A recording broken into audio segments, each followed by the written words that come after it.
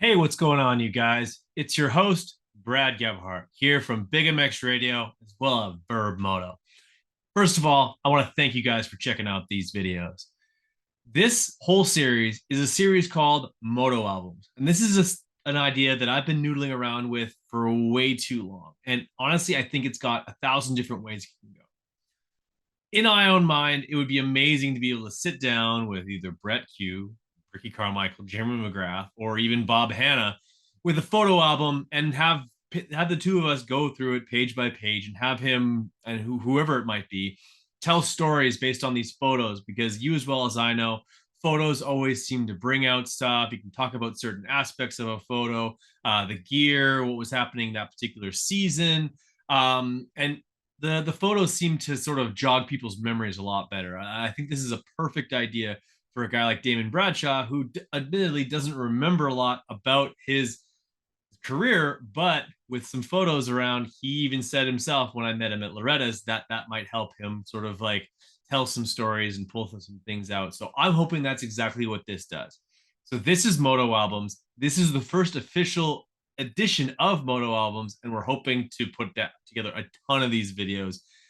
So stay tuned for more of these. Enjoy this one with Brett Q, and yeah, hopefully you're along for the ride. Thanks for watching.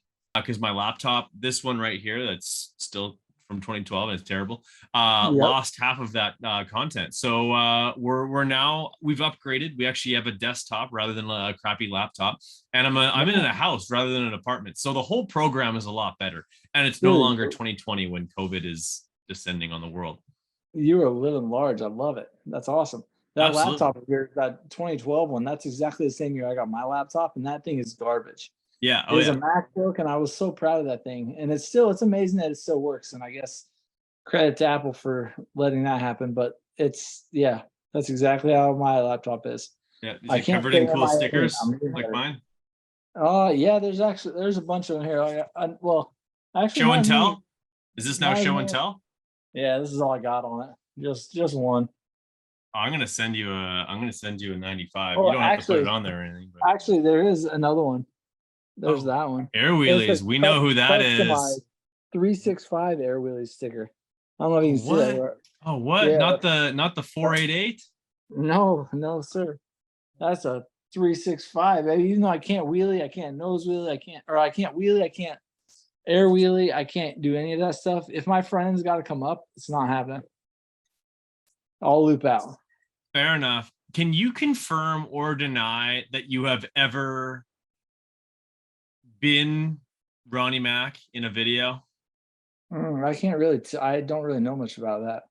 I Oh, filmed a bunch of his stuff, so I actually I've seen him, yeah, you've seen him. Yeah, but I've like seen you him live. I'm willing to bet you guys have shared a hotel room or two. Yeah, probably. Yeah, Probably. those are the stories for another time for Those sure. are that one day Ronnie Mac should write a book. Like Yeah, yeah, that would be whew, it would be kind X of scary, really. it would be X-rated for sure. Yeah, Yeah. definitely. But all Yep. right, so we're gonna see how this works, man. As All far right, as let's do it. going through some photos, I'm gonna share my Yep. screen here, and we're gonna pop over to this screen right here. Can you see that? I can see a big wheel. Yep, I got it now. Boom! Got Oh, it. they even added a little No average Joe. I no dig that. average Joe. Yeah, I Man, was you're making me sound way better than I am. well. I actually misspelled it at first. I thought I was no average Jew, and I was like, that's just I'm That's not even even worse. sure. That's just incorrect. So That's all. yeah, no average Joe, man. For those who don't know, well, yeah, if you're following this show in any way, shape, or form, you know damn well who Brett Q is. He's one of the most talented guys on a dirt bike that I've met in person, honestly, just as far as bike skills on the motorcycle, because there's lots of guys who go very, very fast, but they don't necessarily have the wide range of skills that you do, whether it's the tricks and the nose wheelies and the everything else. So I'm Well, I you're you're appreciate that. you're already being I'm too jack of modest, all but trades, master of none. we can go with I'm that. all right at a lot of things, but I'm not really good at anything. So Fair enough, but I would go ahead and say that there isn't a single thing on a dirt bike that you aren't better than me at. So I don't know. I mean, you were we probably the largest person to ever ride at 80. or 85, whatever they called it. Whenever you, Yeah. I think that you could have been a better big guy on a little bike than me. Fair enough. Because I'm a pretty big guy on a little bike a lot of times. Oh yeah. No, you know what? Actually, like completely off topic, but when I dated a girl that she got a KX80 when I was like, I don't know, like 20, A and bigger one than you? She's a bigger girl than you? no, no, Huh, no. I Like thought you shared a she was story. tiny. She was Oh, tiny. But so she had a I got excited. KX85, Okay. and like, but I would take that thing for a rip every once in a while just to like clean it out. Mhm. And oh, was that fun, dude? Like just like throwing that thing through the gears. But Yep. all right. So Brett Q, no average Joe. How this is going to work for those who have, this is the first episode, so no one knows how this is going to work, not even me. Exactly. Um, We no, don't hold we're it just there. winging it. But essentially, I've Yep. put together a PowerPoint slideshow mixed with some awesome photos throughout your career, and hopefully, it just pulls out some stories. Yeah, and honestly, you and I are going to do probably 2 or 3 of these over the time of because yeah, like you have way too many stories and there's way too much to touch on in like we could be here for 2 hours as much as some people would enjoy that. I don't want to lose anybody, so it'd probably be better for us to get 4 half-hour to 45-minute shows than 1 3-hour long show where at the end of it I'm just like, hey Brett, what's in this photo, man?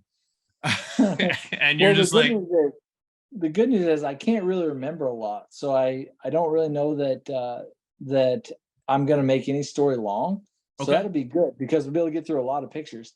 And that's also good news because I have like 4 trillion of them. So it's fine. Oh, for sure. Like I did my own digging for some photos, and then you Oh and man. I started chatting, and then you dumped about 50 million more onto me, and I was like, okay, well, I don't like it. Now I didn't have any photos to begin with because all of yours were gold. But we're gonna start with one that you and I have in common. This one's near and dear to my heart. This guy, Josh Gray, one of the most talented helmet painters under the sun, and also just a salty the earth person who would give you the shirt off his back even if he's not wearing one. This Definitely. only highlights 3 of the helmets that you've done. In fact, I think these are all Bell helmets, but since then, actually, one of them's a fly lid, I think. Well, one's The the middle very one's a first fly one. lid. It's a Troy Lee. Oh, it's Troy. Um, Fair enough. so actually that one on the left is a Troy Lee too. The Oh, one on that's the right. right is the only Bell. Okay, Um, so tell me a little bit about Josh Gray. Tell me a little bit of these helmets as well as that the wristband that you're wearing in the middle photo. yeah, that was my that I don't know, that was about 2012. That was a minute ago. But Josh and I have been friends for a long time, since just before that, maybe 11 or 12 we met. And I had always seen a lot of his stuff. He had just kind of started painting helmets at that point. And I'd seen a lot of his stuff and I really liked the graffiti style look that he did and all the bright colors and stuff. And my dad had always painted my helmets growing up. I didn't have a like a not to sound like snotty or whatever, but I didn't have a stock painted helmet for a lot of years. And it was like I'd never even rode in front of anybody at that point. Like there was only probably 6 or 7 guys that rode at this spot that I grew up at or that I started riding. And so there was really no reason to have a custom painted helmet at that point. But my dad just loved doing it and he was a really good drawer, a good artist. Yeah. And he had an airbrush. So he always painted my helmets. And then I wore stock stuff, and my dad would always get really upset at me if I broke my visors because then have to redo it and pay me another one. And I've been known to break a few visors, but I wore a stock helmet for a little bit, and then I was like, you know what? I just saw Josh's stuff, and it was the first guy that I'd seen that painted kind of like my dad, and it just reminded me of his stuff, just how it was bright and it was just all over the place, kind of. And so I got a hold of Josh and wanted him to paint me a helmet. And that's actually that very first one is the one that I have in the middle right there. That was the first helmet he did for me. And he knew that I like to take pictures, and that's supposedly my picture of my mop and my camera. And there's another picture I think on the other side of me doing a whip. And so a couple of things I really like to do. We were just getting to know each other at that point, and he found out that I like to do those things and just painted that helmet. I don't even really think that I told him what I wanted on that. Just told him I wanted it to be bright and look cool. And so that's what he did. But yeah, Josh and I have been friends ever since, and through all the road to X Games stuff and trying to get there and through everything. He's just been super, super good guy, one of my best buddies. So he's still to this day, because that helmet on the far right, that's actually the latest one that I have. I went to do best whip competition last year at Monster Jam World Finals in Florida, and that was where that helmet was painted for. He had a cool idea with what he did with it, and yeah, I really like that helmet. I still wear it a lot of times whenever I'm riding. It's a Moto 9, and they do frown upon that if I wear that over the Moto 10, but I still wear it sometimes. And then the one on the left was when I worked for motorsport.com, and actually that was a helmet for when I got invited to Australia. Me and Dayton got to go over there and go ride Manjimup, which is one of the gnarliest, roughest, nastiest tracks that I've ridden. Partly because I haven't really ridden outdoor national during the races, I'm sure, because they get pretty rough and nasty as well. But the Manjimup track was sandy, and it was not where I belong. I think I got lapped about 8 times, but I was racing with Ben Townley. I shouldn't have been out there on the same track holding that guy up. There was Nick Way. There was a bunch of AJ Catanzaros out there. There was a lot of guys that were flying. I don't even think any of them won, actually. I don't even remember who it was that won. It was some Australian guy, but and I should remember that. I would if I got a little time to think about it, but I don't. So that's the helmet that Josh painted me for that. And somehow I did not ever break that visor on that helmet, and I still have all 3 of those. So I'm pretty pumped to keep all of his stuff around, and someday I'll put it up on the shelf somewhere. That's sick, man. Yeah, I've got my one that he's done for me all painted up. He also did one for my dad because my dad's a diehard motocross action guy. So I had him do up I believe it's a Moto 9. And I had it dressed it up as one of the Wrecking Crew helmets. So that was pretty cool. And he personalized it on the Yeah, back. It's nice. funny. Your experience with the visors is why Josh requires me to send him an extra visor with each helmet. So yeah, I guess that's Yeah. you helped him learn that when it comes to painting helmets. I probably did, but the thing is that I don't remember ever doing that. I think I might have done that one time, and I'm sure I used it.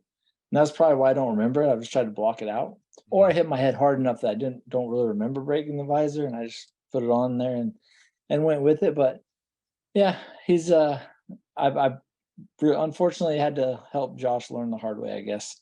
So, but it's good. He's a good friend. He's always taking good care of me. So I love it. A couple other things I want to notice here. The Storm Lake Honda sticker on there. You are essentially teammates with one Chris Riesenberg, the one they call Checkers. So yep, that's for pretty sure. cool. Yeah, And that's I just got to know those guys. I think soon when I moved up here, I dealt with Oklahoma Honda for a lot of years, and John's been super cool to me. But it doesn't really make a lot of sense to go back to Oklahoma whenever I need something. And I mean, it's a little ways over to Storm Lake also, but it's at least closer. fair So enough. You've had a pretty interesting experience in the sport as far as like growing up where you grew up. We'll get into that a little bit later when we look at some older photos. But also like the journey to working through motorsport, going to X Games, having a video segment. Like you're not totally indifferent than me when it comes to like we grew up on motocross videos, like oh yeah, Revelation 199 all day long, just making sure that thing got played and played and played and played and played. yep, And you're a bit of a for student sure. of it as well, but at the same time, like your skill set and just your willingness to go ride and have fun with people and like with guys like Kevin Windham and Travis Pastrana, like it's been a pretty wild 10 years, man. And like you still do get out on a bike on a regular basis. I like honestly like day-to-day life now for you is more you're more on the construction side of things, are you not?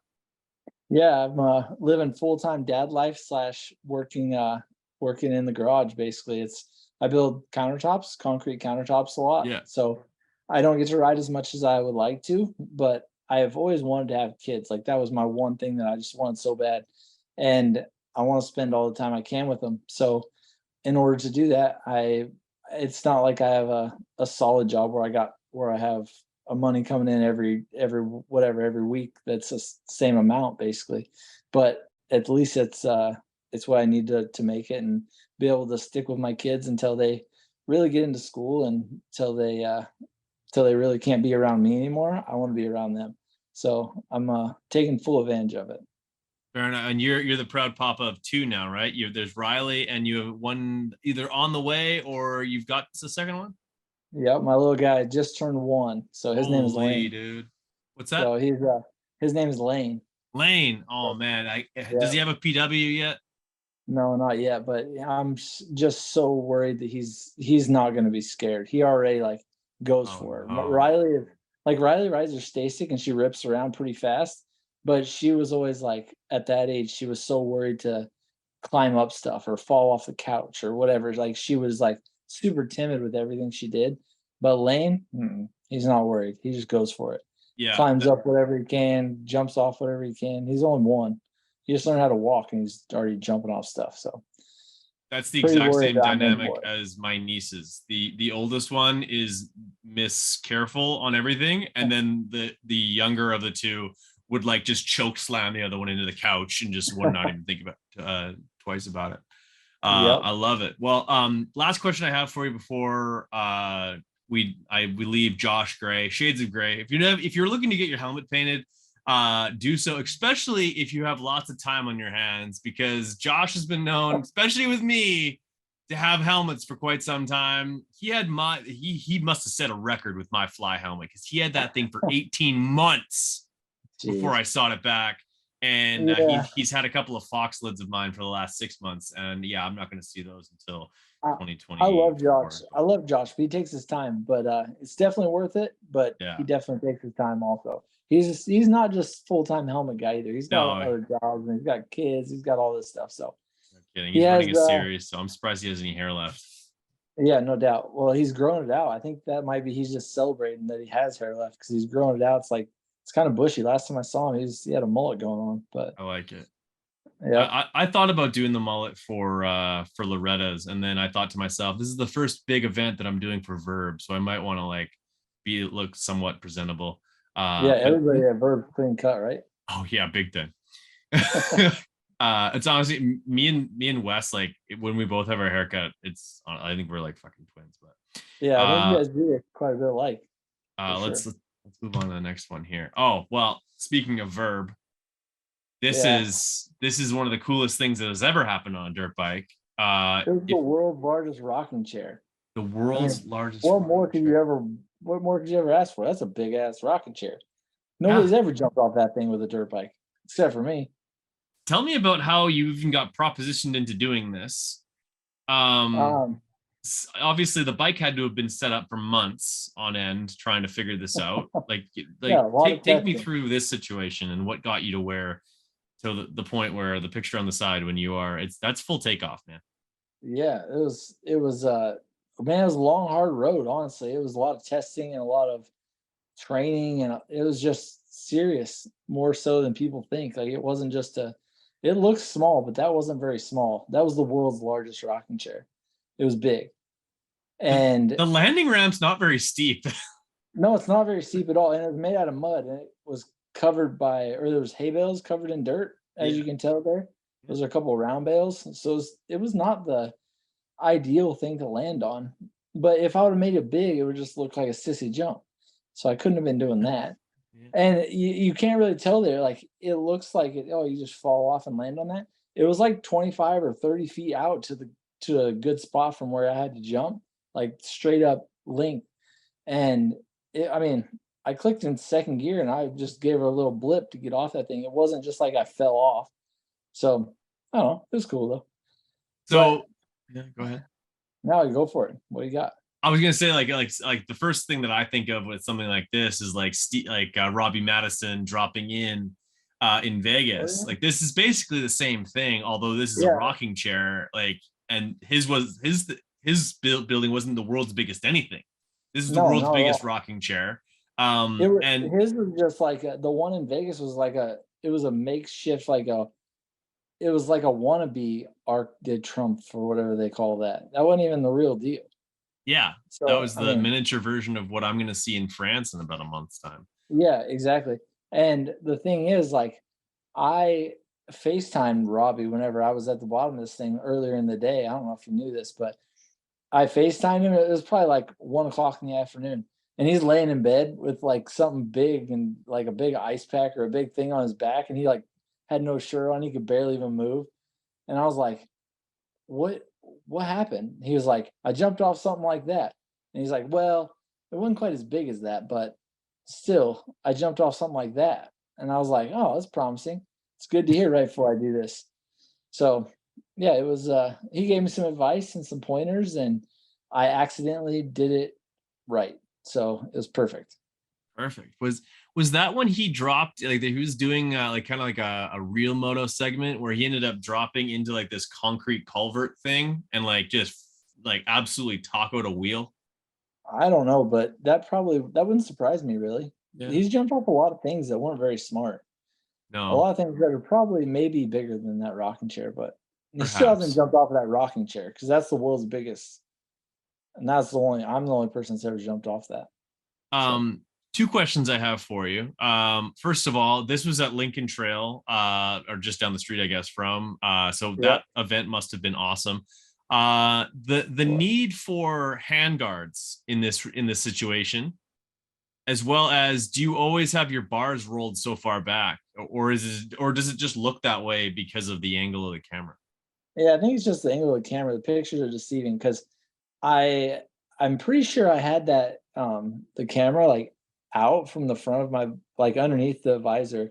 It had a Okay. little thing that it hung on and it actually is out quite a ways and it's a 360. So you know how that kind of Yeah. makes everything a little distorted. So I try to run them exactly parallel with my forks, but they are in um, the back Back. mount Yeah. spot.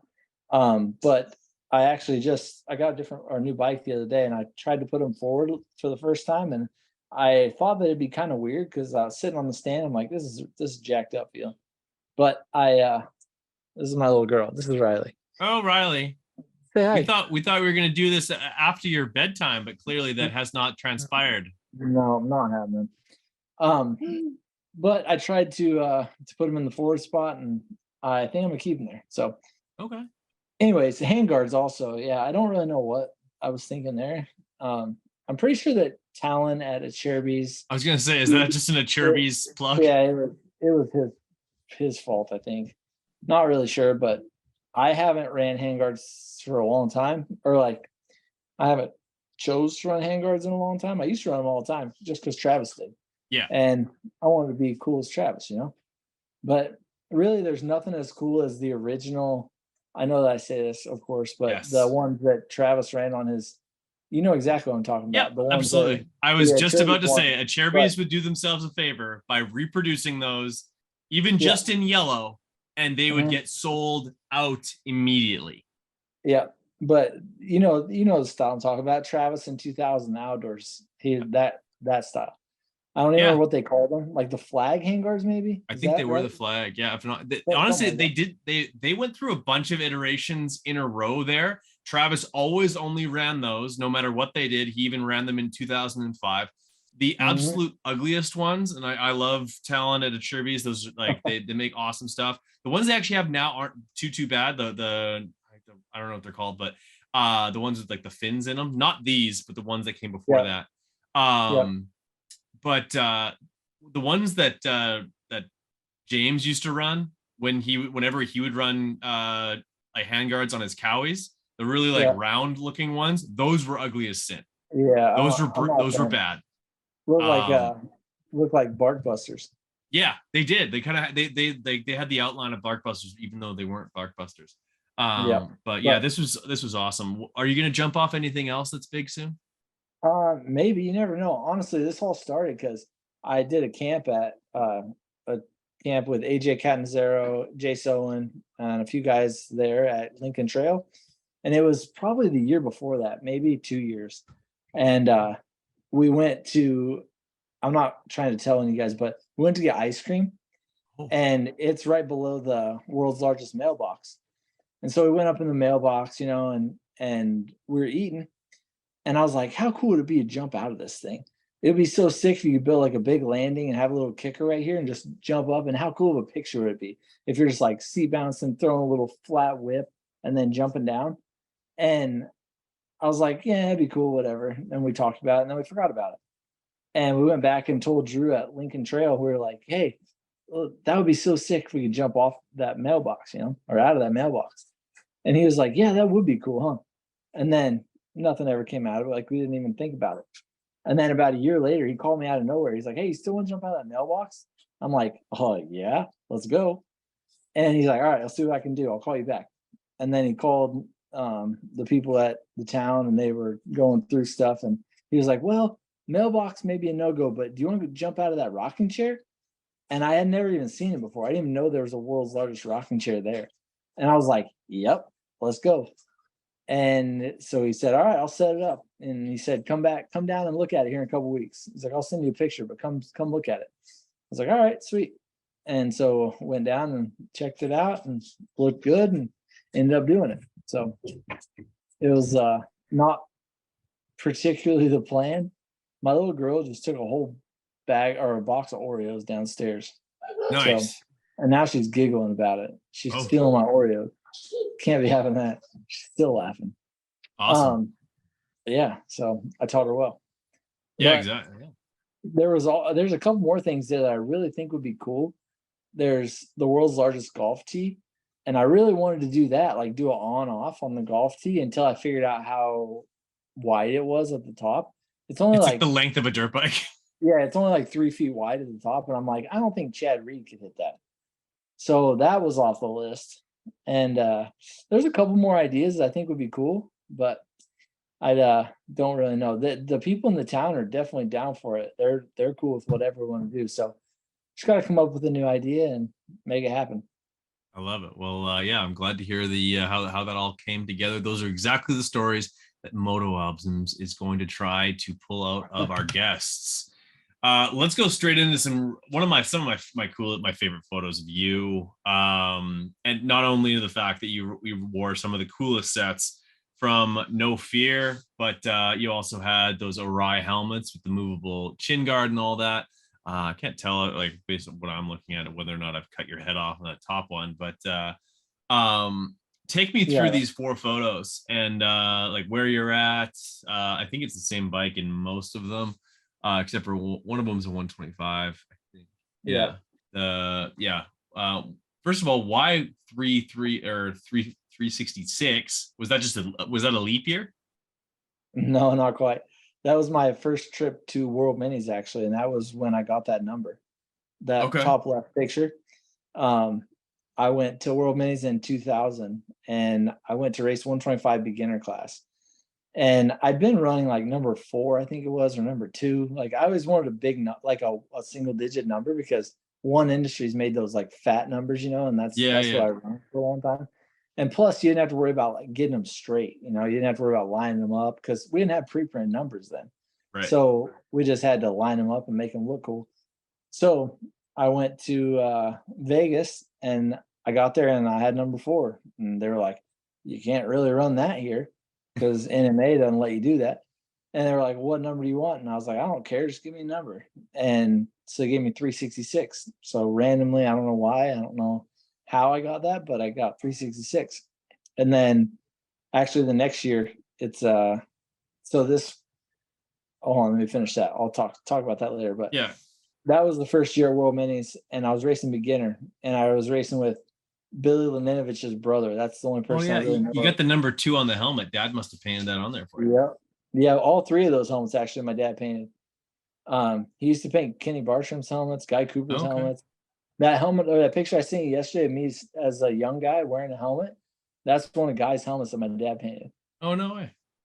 Sorry, I didn't fill you in on any of those stories, but I No. just kind of on a spree, just sending random pictures. Um, but yeah, I had the Alpine Star Vector boots, the No Fear Vintage gear that Travis wore on Daytona in. Um, but yeah, I rode 125 beginner class that year, and I remember going to the gate. Like I had only raced 2 times, I think, at this point in my life. I raced maybe this is actually my second race. I think this is my second race. My very first race though was at a local arena cross at a track my dad built. I had ridden it a bunch for like getting the track tested and all that stuff. Like, so I kind of was comfortable on the track that race. But I raced with like 3 or 4 of my buddies that I'd grown up riding with. That's like the only people I'd ever ridden with. I raced with those guys. So I went there, raced with them, and then the very next race I did was with a full gate of 125 beginners at World Mini on a starting gate that was concrete, and I was terrified. I was so scared. I remember being on the bike, like my dad made me start all the way outside, just that way I would just be able to get away from everybody, not really knowing that that's the place that everybody like piled into. But I didn't really get to the first turn in the amount of time I needed to get hit, so I didn't really have to worry about that. But I was just terrified of this race. So I pretty much was on the gate and I was about to throw up, and I really wanted to go switch gear and let my dad ride for me, and I wanted to be his mechanic, but I didn't. He didn't let me. So I let everybody go, and I was in last place, and I came back to like 10th, even though I fell like 3 times, I think. But I got 10th, and I was like, man, I should have started with everybody. So that's pretty much how the whole weekend went, or the whole week. I was terrified of start, and I came back and did all right. Um, and then I don't remember where I was going with that one, but I do oh yeah, notice those hand guards we were talking about. yep, that's real. Those are them right there, and also That's the ones real. that I was bagging on are also on your other bike. Yep, The two bottom photos, those are the blue and white version of the ones that James rode. Yeah, yep. those were like they were like you can totally tell what year it is based on what those things were. I think that's '03 or Yep, '02. exactly. But yeah, they were what they were. But yeah, like, keep going. You honestly, you had great style back in the day.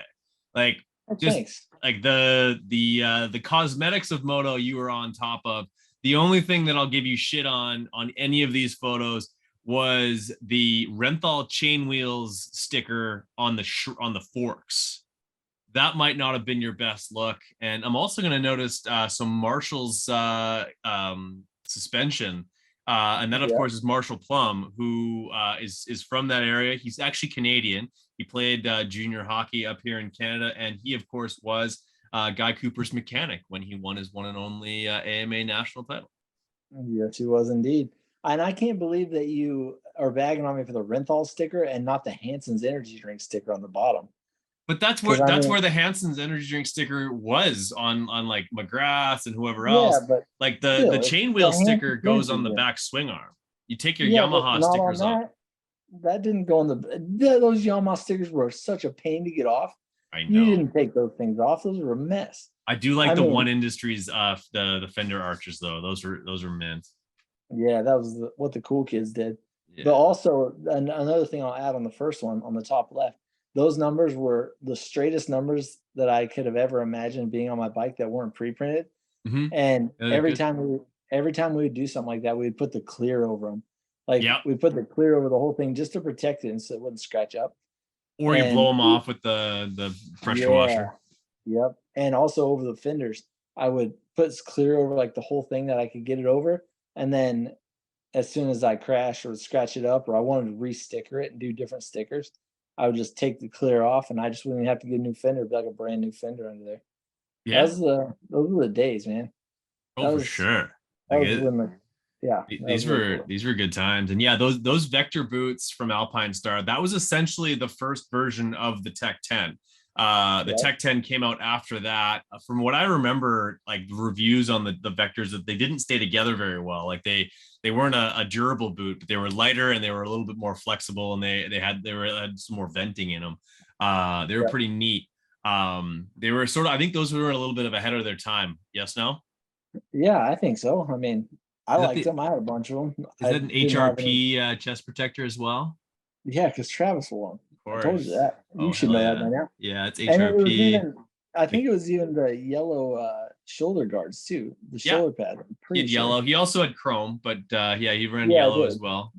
Yeah, for sure. Uh, Yeah. and the kicker, like this, you're basically, this is straight out of Revelation 199. Like this Yeah. is it's a Kenny and Travis mix. Yeah, it Um, is.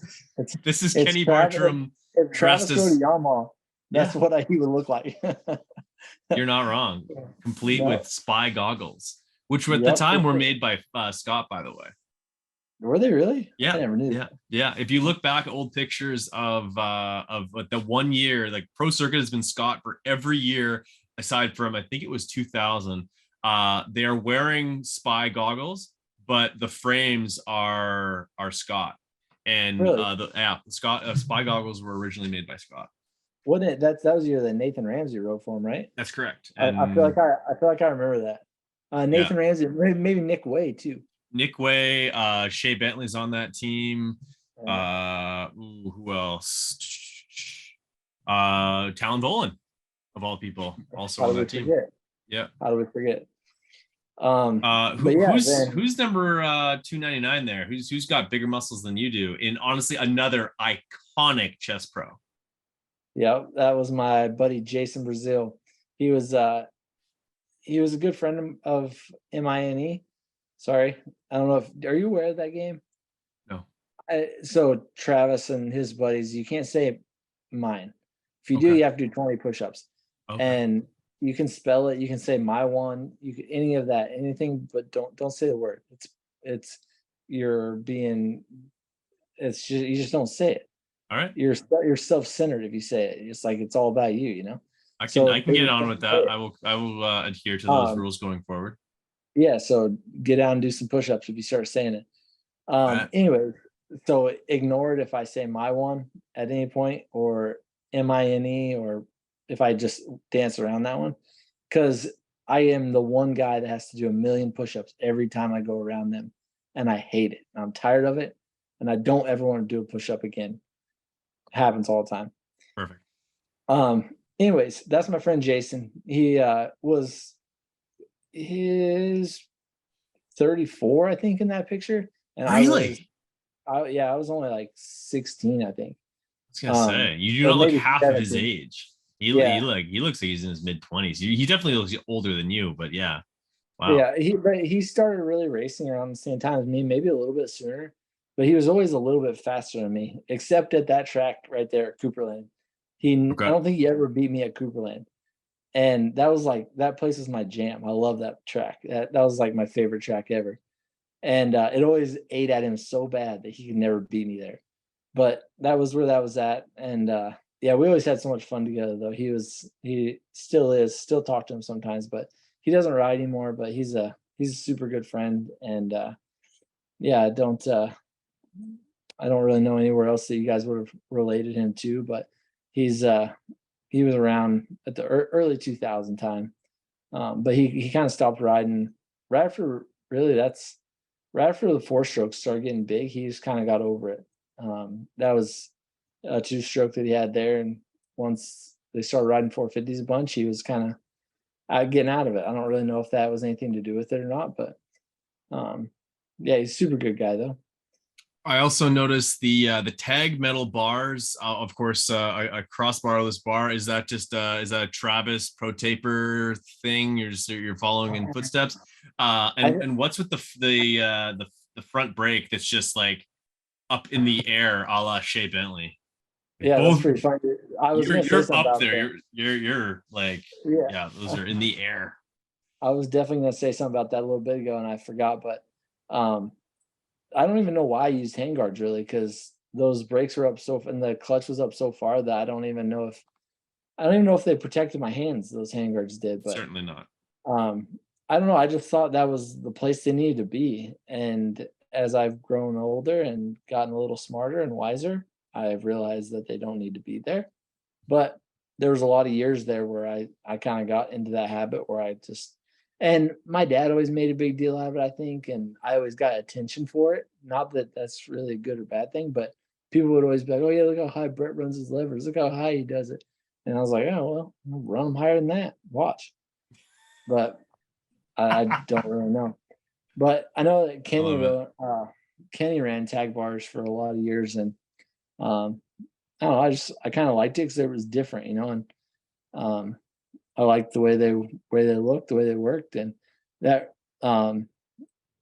I kind of started actually liking those pro taper style bars whenever uh my dad worked for Guy Cooper for a while. Like Mhm.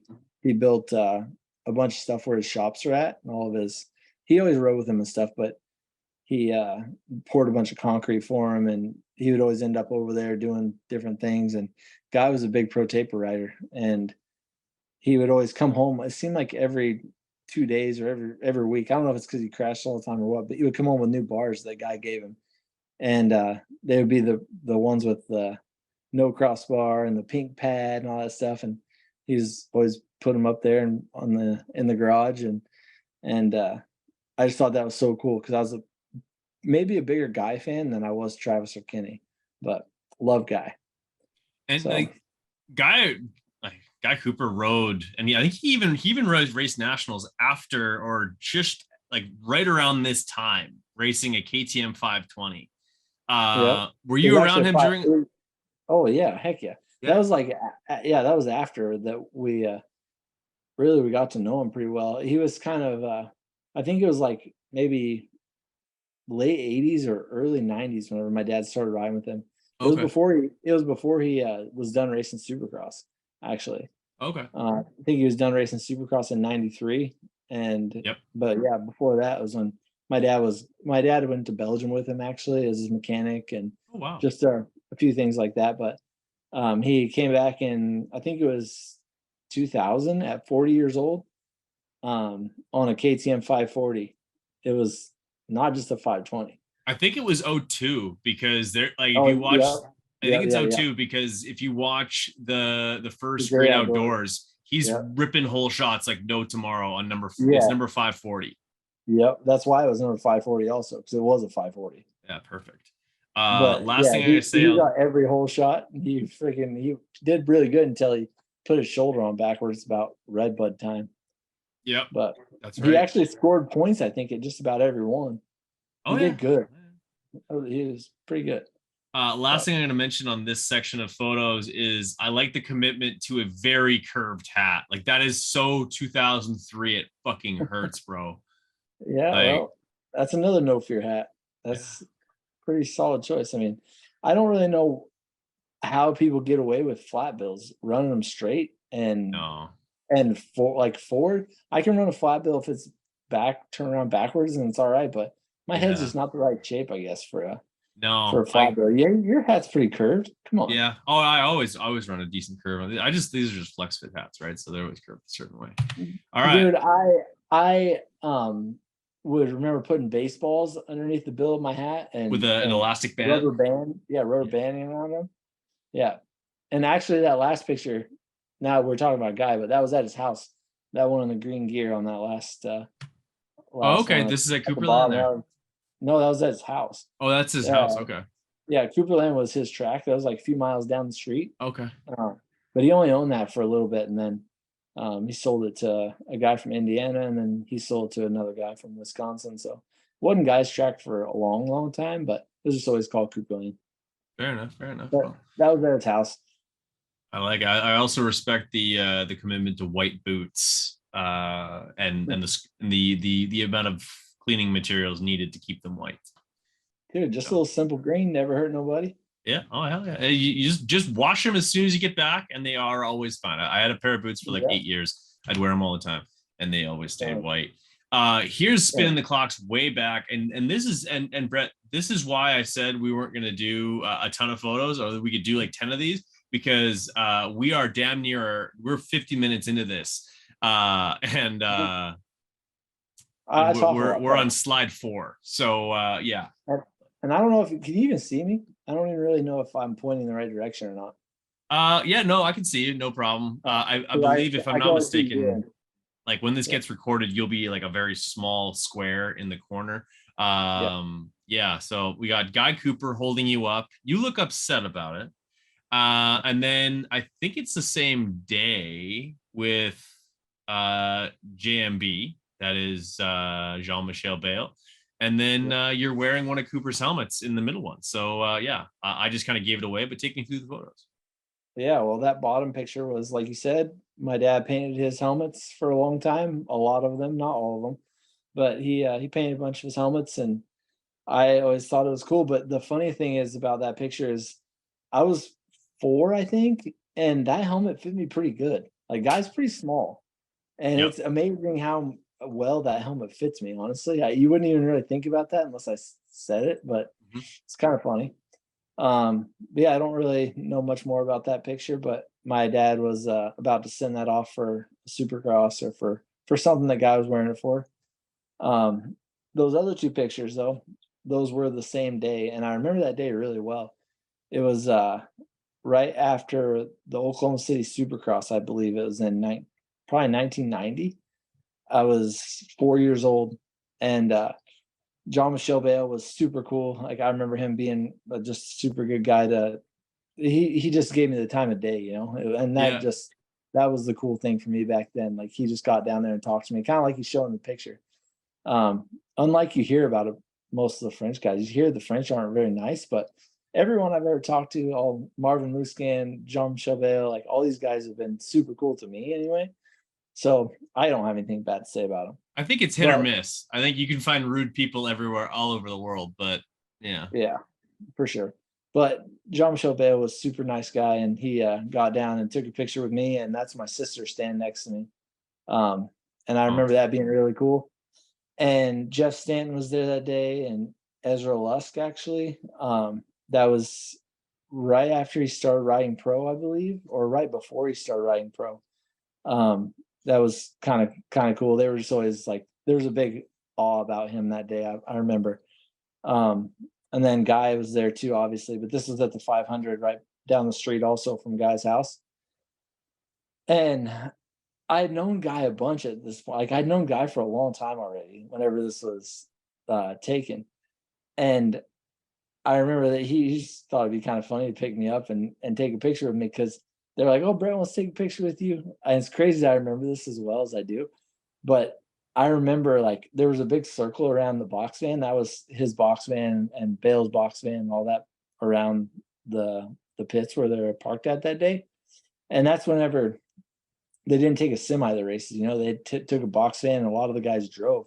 yeah. So it was they just didn't really have. I mean, they would try to find somewhere to ride during the week a lot of times. Wasn't anywhere anything like now where it's like, oh, fly back to California for 6 days before I fly back for the next race or whatever. It was you just got to make do with what you got. You got a box van, got some parts and bikes, and got to ride them and get some time in. So they went up to guys and they stayed for a week.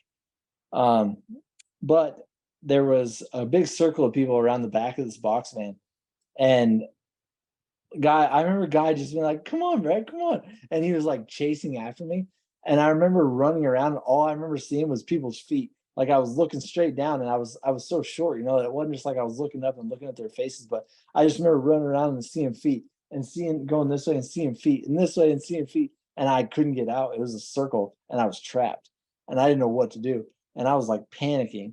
And it wasn't that I was scared of Guy at all. Like I loved Guy. I was a big fan, and that was partly why I was so scared. I was like, I'm just so embarrassed. He's gonna pick me up, and he picked me up, and I started crying. And I was actually maybe about to bust into more tears at this point, but It looks like that you're was on the verge there. Yeah. You don't seem yeah, nearly as calm as you do no, in the picture with JMB. Like, no, no, not at all. I was just about to cry a little more. I feel like, but I don't think that I really got into crying as much as you would imagine from that face, hmm. but it was still probably enough to be embarrassed. I mean, I didn't want to cry in front of Guy Cooper. And all the people around I remember thought it was so funny, but of course they did. I would be the same way if I was doing that and around that now. But Do you think you'd cry if Guy tried to pick you up now? I think Guy would probably cry if he tried to pick me up now. I don't think that I think I'm a little heavier than he is and a little bit taller. He's maybe Yeah. about 5'7" and 120 pounds soaking wet. I don't know if he could pick me up. You guys should So try to like somehow recreate this, like this photo. Like you wouldn't, you could, it could be done pretty easily because you could be like sitting doing it, and like yeah. because you wouldn't Uh, actually have to be lifting you, but I think it'd be oh my actually wait god. no, he has you like those are your legs, Yeah, those are my legs. so He he'd have to scoop you up. I think Guy would be the one crying in this photo. Oh I'm my, pretty yeah, sure it wouldn't be me. But I could probably sit down and he could then like cradle my legs yeah, and it might get weird, but it'd be all right, I guess. It'd be yeah. fun. Like, hey, no one on the else on the internet would understand what it is, but at least I'd get a laugh out of it. Yeah, yeah, you got Uh, to pick stitch it, you know? 100%. Yeah, get that pick stitch going. That awesome. Well, I apologize to your sister for cropping that out, but that's how I got the picture. So I think that's on Yeah. you. I'm pretty sure that she might have been cropped out in the one that I have too. Okay. Maybe they just took a picture of us. I don't know. She was too tall. Perhaps, perhaps. I don't know. She deserved Uh, it. let's move on to another absolute legend. Got a chance to talk to this guy for 2 or 3 hours when the rains came to Loretta's this year. My first year at Loretta's, of course, it rains 4 days straight. Yep. Um, but this must have been pretty cool for you to like basically like show out, do your thing, and ride with a guy who, at one point, like and this is an absolute legend of motocross. Kevin Windham, Yeah. like he for his entire career, he was like the picture of what textbook style and technique was, and he's just an awesome guy to be around. I think these pictures are from the same day because you're wearing the same helmet, same goggles in both, or at least it's at Yep. least the same weekend. Take me through these a little bit. This has got to be pretty near and dear to your heart. Yeah, this was the first day that ever got to meet and ride with Kevin. I was so nervous. Um, our buddy, Chris Blankenship, Short is what they call him. He was the Dirtworks guy that Yeah, he was good friends with Kevin, and he passed away. But before that, he was the one that got me introduced to Kevin and got me to come out and ride with them. They were out there redoing his track for, I don't even remember why they were redoing it. He wasn't training at this time, and he wasn't gonna go racing, I don't believe, the next year. This is in 2013, and I think he just retired yeah. I in think 12 was his last 2012. year. Yeah, I was actually at that race whenever he hung it up and he decided he wasn't gonna do it anymore. Um, but I was always a big fan, you know, like I loved his style. I just was a fan of him as a person on and off the bike. And I never thought I'd get to ride with him. I was so excited. Always was a guy I wanted to ride with and looked forward to, but never really thought I'd have the chance. And then short, I was doing the Road to X Games thing. I was trying to get into that. And yeah, that was why he took me down there or got me to come down there and ride. They were redoing his track, like I said, and so it was a hot, hot day. It was in the middle of summer in Mississippi, and if you've never been to Mississippi in the middle of the summer, you don't want to because it is so hot. It was a miserable oven down there, and I remember I got there pretty early because you said that obviously you want to ride early as possible.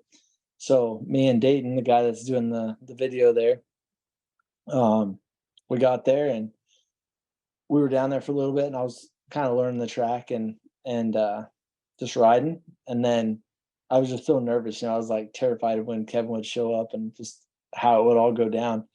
And I remember, well, there's actually a video, the Road to X Games video, but Kevin showed up. He lives right there by his track, you know, and he rode in and he was watching me and we watched me do this whip, and I didn't even know he's there yet. And I was like, it's a good thing I didn't because I probably would have just crashed or made myself Not look brought like it back. yeah, exactly. But I tossed a little whip and then I saw him over there and I remember going over there, introducing myself and getting to talk to him for a second. I was just like in awe. And it turns out like every time, every jump I would whip it on out of his place, he whipped it the other way. And it was so cool that we could cross like we did, and the way we worked together riding, it was all time. I'm sure you could do that with everybody and kind of work around whatever kind of level of beginner rider was out there or whoever it was, you know. I think he could do that with anybody, but it was just amazing to ride with him, and it was the coolest dream come true, really. And I remember we didn't ride for very long. Like we filmed for a little bit, and he was like, "All right, let's go get in the swimming pool." So we went down to his house and we went and got in the pool, and he got a Malibu and Coke, and we talked a little bit and filmed some more, and it was uh it was just a day that I'll never forget. So it's a lot of fun, and I didn't even crash, so I was happy about that. Absolutely. That That's that awesome. same jump though, that the jump on the left of the screen, Yep. that was in 2013, and then it was 2000. I don't know. It was a few years later that I'd ridden with him a bunch by then, gone and stayed with him, like knew him pretty well. But we were doing another video that was I'd got him one of the motorsport team's mechanics had CR 250, and he was going to ride that, and then I got a service CR 500, and I was going to ride that. And on that same jump, Kevin Windham's life almost ended because I crashed and he almost ended up getting taken out by my CR 500. It would have been such a horrible crash, but I'm so glad it missed him. Um, that's really the only thing I can think about. Anytime I see anything from that day of the 500 shoot, I think about how I almost killed Kevin. So that's that same jump though.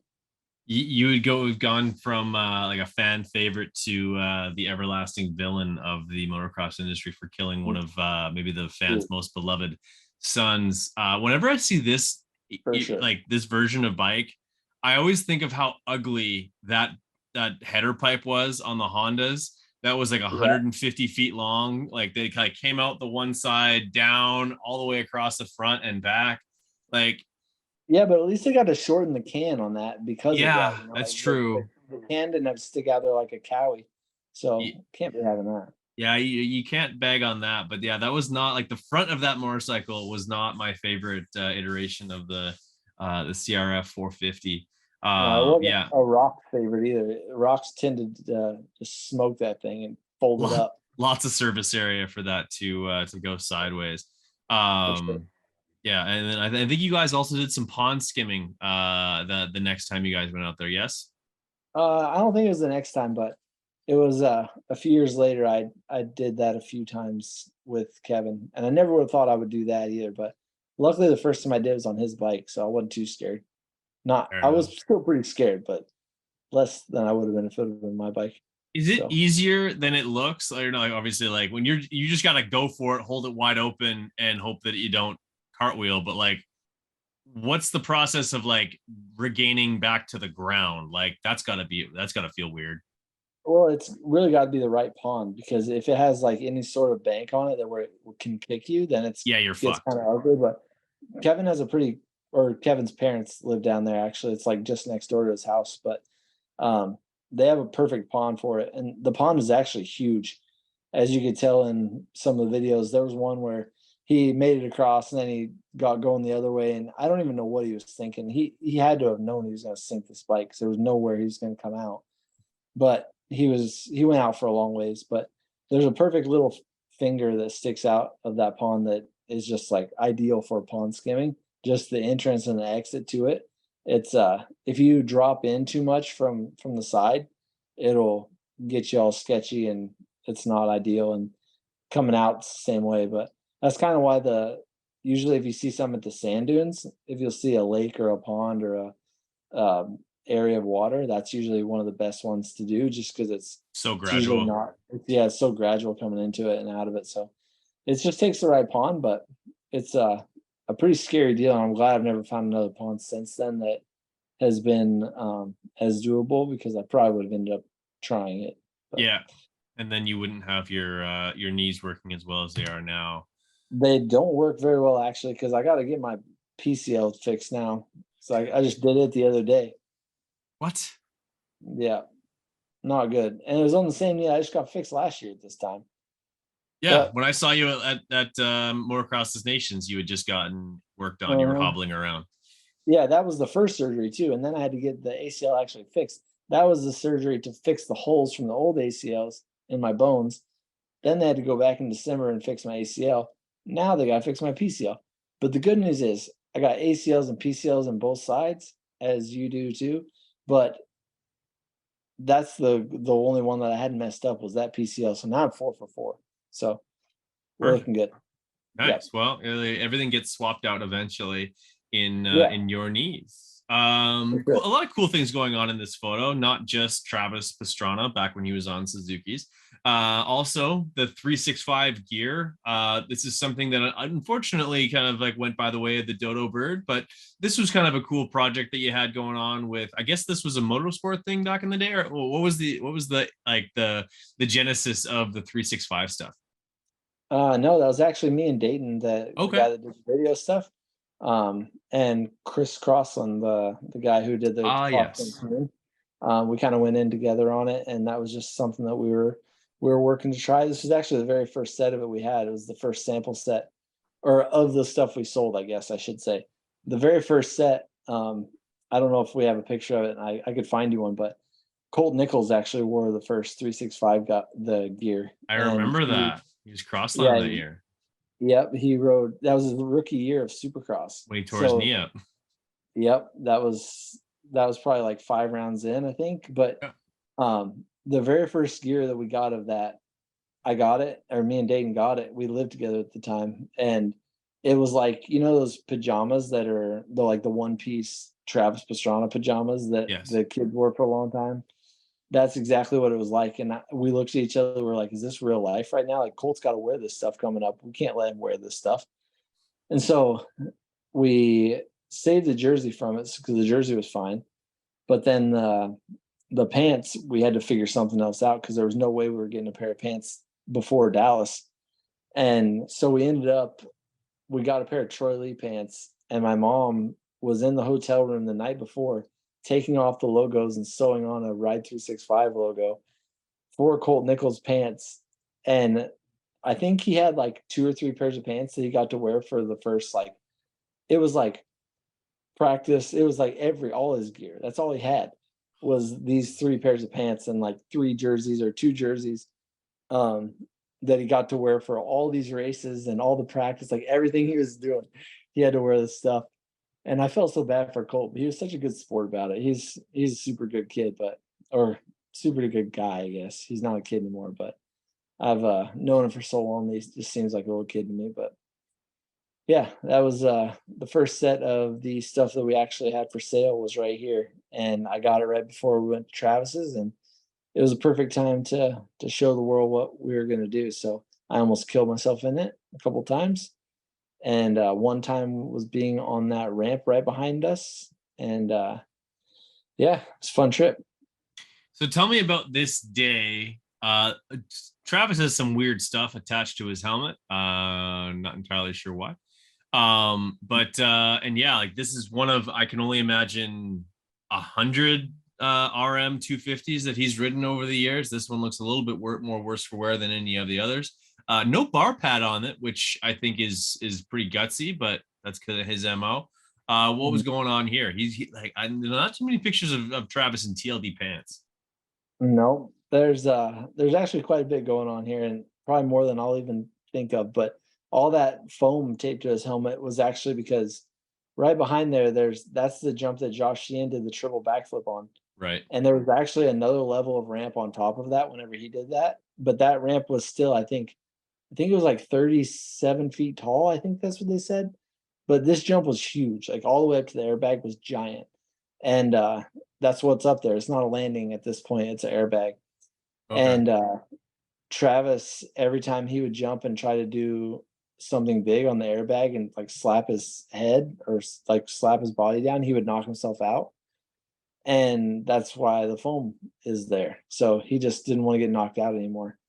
But he got knocked out so many times. Whenever him and Josh were working on that triple, he kept trying it too, and he just knocked himself silly so many times that he said that, "All right, you can have this. I don't want it." So So Travis actually tried the triple as well. I guess, yeah, he was working on trying it. I wasn't out there at this time, but that's kind of what they said, that he was trying to do it as well at the same time, and he ended up just that might have been what that helm was actually from or started from. But he just every time he slapped the bag so hard, he would knock himself out. So he didn't want to do that anymore.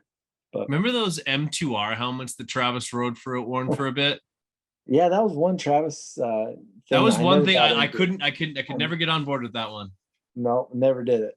Never did. Always stuck with the Arai. I was a fan of the 3 piece, But yeah, that was the story behind that deal. And this was actually like right after. Okay, so actually the first time he called me to do this, he was like, that ramp on the right is like a normal ramp, and then the one to the left is a front flip ramp. And neither one of them are lined up with the airbag, which I don't really know why. You would think that they would have cut that hole and actually thought about where they were going to line it up at and if it was going to be in the right spot. But that ramp is actually not even close to being lined up. And they tell a lot of people to go right. And if you, and they say go right, but you really don't, you can't see the airbag. You can't see anything up there.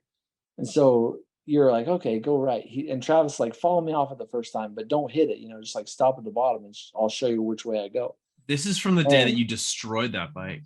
yeah, it is. Yeah, I By just not, remember that. yeah. So it, Okay. whenever you jump this, you have to like go all the way over there by that loose dirt on the left and cut into the right. Like you start at the bottom left of that ramp, like at the corner, and by the time you go off it, you hit the top right of it. It's terrifying thinking about going off something like that and not even lining up like you should. Um, anyways, back to what I was saying. Yeah. Uh, I was going out there the first time because Travis knew that I like to whip. And he was like, dude, you got to come whip it off this jump. He's like, I want to see how big you can go off this ramp. And he showed me a video of Ashley Waskob, I think, going off of it. And the whip that he does it so big. And then there's like when you bring a whip back, if you bring it back and you still are not ready to land yet, like you come back and you end up like rotating the other way, like it's a gyro and it just Mm-hmm. goes back. And that's why oppos are really weird. Like you go up, and if you don't go big enough, you try to come back the other way, and then you go back. It's weird. But he did it, and the video's out there somewhere. But he whipped it, went super big, spun it around, and then he goes like this and spins. It's just a weird motion that his bike does. And he's like, I want to see what you do. And I'm like, oh, so I'm gonna drive from Oklahoma to Maryland just so you can see me whip it off this thing. Okay, fine. So I did it, and I went there, and he knew that I'd never backflipped or front flipped or anything like that. And um, well, by the time the weekend was over, or when I was there, I didn't even hit that ramp on the right that wasn't a front flip ramp. I didn't want to try to whip it off that thing because I tried to jump straight off it that one time and I still missed it. And that ended up bad enough. So I really didn't want to whip it because I knew that I would definitely not hit the airbag. The airbag's like 30 feet wide, and it's still, whenever you're up that high, it seems like a little ant den. And you're just so scared that you're even going to hit it right or that you're going to make it on the airbag. So not only do you got to worry about jumping over it, you got to worry about jumping to the right of it, which is trees and a drop off, or to the left of it, like I did. I guess the best case scenario is what I did, um, because I didn't miss the bag, but my bike did, and I broke it up and had to get it all fixed up. And about 3 hours later, I went out and I front flipped it first try. So it was scary, but Travis has a way of doing that and making you think it's okay. Not that he like peer pressures you or whatever, but it's just like that place is its own world. It's like you go there and nothing else exists. Like you're there and there's no outside world. It's like that's the world. It's so weird. It's like a weird feeling you get, but you really kind of just have to shut a lot of things off in your brain whenever you go there and just kind of just go with it and trust that he has an idea of what he's talking about and he will lead you in the right direction, which most of the time he does. But yeah, it was fun, and I was glad to leave there alive every time I've been there. There you go. Like if Travis didn't get into moto, would you think he'd be good at sales? He'd be good at everything he does. It doesn't even matter what he does, he's good at it. And if he's not good at it, he'll work until he is good at it. It's pretty amazing just the amount of natural ability in whatever he does he has. It's pretty cool. There's not a lot of people like that. So he's definitely a special character. I do also respect the commitment to. I believe those are. I think that's a 90 front too. That's a wide front tire on Travis's bike. That's a Michelin. Who's that I never, character? that's Trey, man. We were having so That is much a fun very together. young Trey Kennard. This is 2004 Five. or 05. This is Oh, I five. think this is Yeah. 05. Yep. Second year for that's the steel framed Suzuka Kawasaki Franken bike. These were notorious for boiling over. Um, and I believe, yeah, that's even a no fear helmet. Oh Uh, yeah, they ran those things, baby. yeah, he ran these. Yeah, this is, I think, is this a 13 or a 14-year-old Trey? He 13. was born. Let's see, he was born like '89. Yeah. So no, he's older than that. He's 16, I think. Okay, Pretty he sure. mustn't have turned pro the year he was 16 then. Like he turned Actually, pro in the uh, summer of 07. yeah. Um, I think this was '05, and I'm pretty sure he was born in '89, Okay. September of '89. So he might have been 15, just turning 16 later that year. But yeah, this was at Cooperland. Actually, we both rode the B class that year, and this was the Oklahoma State race, and this was on the pit bike track in the back. There was just a bunch of little bitty tabletops, and oh my gosh, my little girl has some serious Oreo action in her mouth. Oh my. Dude, where's the milk that goes to those things? Come on, killing me, dude. Hey, don't let all that dropping Oreos out of her mouth. Oh my 10 to 10 o'clock at night. god, Doesn't she have preschool tomorrow? dude. Yeah, she does. Hey, get off of me, please. Get off. I'm not gonna be happy with you if you don't. Where's your mother? Get off. Where's your mom? She needs to come rescue you, get you before I spank you. Spank your butt. Brooke, No, tell him. help me. Tell him that Sorry. Tell him the drawing thing. It's all good, brother. This No. is real. This is raw. This is real life. Hey, The Brooke. She's coming. She's dropping Oreos all out of her mouth on my pants. Well, shoot, man. Wait, No. good. No. Oh, she got in trouble. You got yelled at. Mama came at her. Hmm. You don't want her working at you. I was gonna say you've probably dealt with that because you misbehave as well. Yep, for sure. Anyways, this was before we rode the B class in 2005 at a Oklahoma State race. And yeah, Trey's always been a big goon rider, likes to have fun on the bike, and I do too. Actually, this was really at the start of my goon riding career. Like, I didn't really know what I was doing. I just saw that they were just having fun. And really, whenever you goon ride, it's a whole different style of riding, because the things that you usually try not to do, You're doing those things. you do those things and you don't care.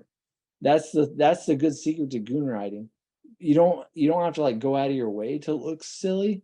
You just ride, and then all the things that you try not to do, you just let them happen. Yeah. And it looks so natural that way. Like sitting into corners, putting your leg down towards rather than putting it out. Yeah. And just everything that you try not to do, you do it. So that's I don't know if that's necessarily the case here on Trey's move, but I think he calls that the super dwindle or something, but I don't really know why. I just think that's his name for it for some reason. But We might have to we might have to invite him onto this call in order for him to sort this thing out. Although I think well, he's 2 hours behind us. It's 8 p.m. California. But but yeah, I just wanted to include this because this is rather iconic. And I honestly I love the reoccurrence of No Fear gear. This was a great time for Moto gear. Yeah, late 2000s, early 2010s wasn't the best in the world, but this stuff wasn't bad. Yeah, this stuff was way before its time for sure. No Fear stuff was always so cool. It was McGrath inspired, just the cool stuff. So yeah, I was all about it. And then I think this is the last one. This is shredding with Dad. You were number 2. Dad was number 6, I guess, if that makes sense. I don't think I was number 2 on that. I think I was 365 on that one. Oh yeah, I know, but like just I'm sure prior to getting that number, this has got to be this is the same gear as you were running at Cooper's place there. Yeah. You're both rocking the 3-piece helmets, both Oh, yeah. painted by your old man. Is he on a Yeah. 4-stroke or is that a 125? He's on a 125. Holy crap. That was his jam most of the time. He still tries to get me to look for him a 125. He's like, if you find a 125, I'm interested in it. I'm gonna get it. I'll pick it up if it's a good deal. It's like, look for me a deal. And, Amazing. okay, Dad. I really don't want him to ride, and I feel bad telling him that, but I don't think he needs to be on a bike. So How old's your dad? Oh man, he's 71. Oh geez, yeah. My dad's Yeah. 65, and I think he's on like the last couple of summers where I would feel comfortable with him throwing a leg over a dirt bike in any shape or form. I think it's been a few years since he's ridden, but it was at Compound 77 down in southern Oklahoma, and there was this big step up, and he tried it. He was like 65 at the time, and he clipped it and just went over the bars, and he ended up like puncturing a lung and cutting all kinds of stuff internally, and it was bad news. But he was in the hospital for a while, and I figured after that I didn't think that he needed to ride much anymore. But he still thinks that he needs to be out there, so I don't know what he's thinking.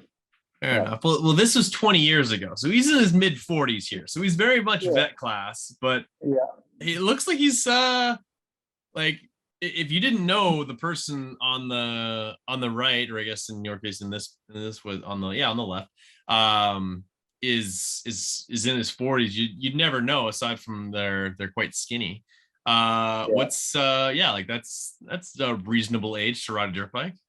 Yeah, for sure. No, he's definitely in good shape. He's still got a 6-pack, which Amazing. being at 71 and still have a 6-pack, it's like he weighs probably 130 pounds. He's not normal, but I guess that's not a bad thing. So, but yeah, this place is where I was able to start riding. We had a bunch of land leased, and it was in western Oklahoma, and it was a bunch of mountains and plateaus and such like you see in the background. And whenever you got bored of riding the track my dad built, we would go climb hills and go build step ups and all kinds of fun stuff like that. The reason that I actually got to meet Travis was because of this place. Kenny came out there all the time with us, and he was still pretty young whenever he started. But then he got to be good friends with Travis. And first time Travis ever came out there was right before he raced his first Supercross. So it was Christmas of '99. I'm pretty sure that's the first time I got to meet Travis. Okay. And he actually, at some point or right around then, he wanted to actually buy a place out here and move out there, start a Supercross track, and all of his training was going to be out there. And then he got in trouble in Maryland for cutting down a bunch of trees, I think, or obstructing waterways or something. There was something he got in trouble with and got fined a whole lot of money. And so he didn't end up doing it, but he really had a lot of fun. He loved riding out here, and he wanted to build the track and kind of live out there and be away from everybody and train for Supercross, which really, now that you see in hindsight, like, that might not have helped his cause, because there was all kinds of stuff he could get in trouble on out here. Yes. But yeah, we had at least 3,500 acres out there, and there was so much fun stuff to do and so much cool stuff to ride. So my dad built a couple tracks, and that's where. All right, good night, babe. I love you. That's not what the came to do. All right, tell him good night. All right, love you. Good night, Riley. Hey, go to bed. So this is where I learned how to ride. And please, that's cool, man. You must have had a lot of time here. Yeah, for sure. But we only rode there in the winter, though, because in the summertime there was a lot of rattlesnakes out here, and they would be all over the place. Honestly, the sand dunes there in Oklahoma are maybe 20 miles down the street or a little further from this, and they have the biggest rattlesnake roundup in the whole area at that place, from snakes that are caught out here at this mountain range every year. But they have a lot of big old snakes that come out of here, and we didn't want to get bit by one. So we didn't get to ride out there in the summertime when the snakes weren't in hibernation. So it was a wintertime thing. Actually, in the summertime, I didn't even get to ride for those 4 years. I started riding in '96, and I didn't ever ride another track until 2000. Holy. And I rode at this place, and my dad built jumps all the time, and we just did all kinds of stuff out there. I never rode a disc tilled up, like loose dirt track with ruts for 4 years. So that's why I'm not very good at ruts still. I blame it on that. Not like I haven't ridden any since then, but I still just didn't grow up on them. I just grew up on hard packed and jumps. So that was kind of why it turned out, I believe, how I did. I like it. Yeah, it was a cool place, and I've been trying to get into real moto a couple years, or the last couple years they had it.